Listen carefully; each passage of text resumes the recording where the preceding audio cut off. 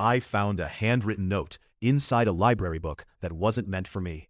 I borrowed a dusty history book looking for my family's past. Instead, I stumbled into someone else's.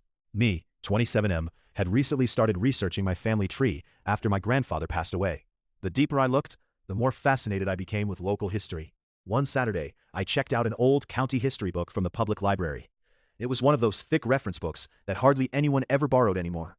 A few chapters in, something slipped out from between the pages. It wasn't a bookmark. It was a folded, handwritten note on yellowed stationery. At first, I assumed it was somebody's grocery list. Instead, it read, "If you ever come looking for me, I never stopped thinking about you. I hope one day you'll know none of this was your fault." There wasn't a signature, only two first names, Eddie, Lucy, and a date from the early 1970s. I almost tucked it back into the book, but something about it felt important. The next weekend, I brought the note to the librarian. She looked surprised. Then she told me the book had been in the library for decades. Nobody knew how long the note had been inside. The real twist came after one of the library's local history volunteers became interested. Using old circulation records, newspaper archives, and county historical documents, she discovered the book had once belonged to a small community library before being donated years earlier. She also noticed the names matched two children mentioned in an old newspaper article about siblings who had been separated after entering foster care in the 1960s. From there, a local genealogy group volunteered to help.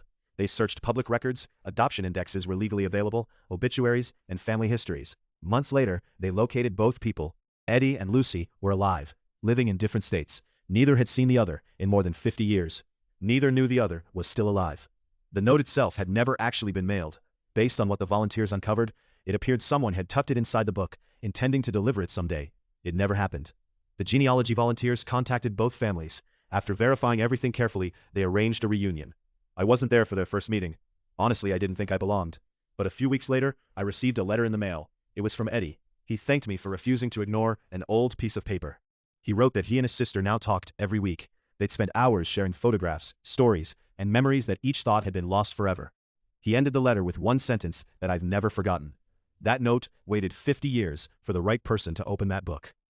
I still visit that library sometimes. The same history book is back on the shelf. The note isn't inside anymore.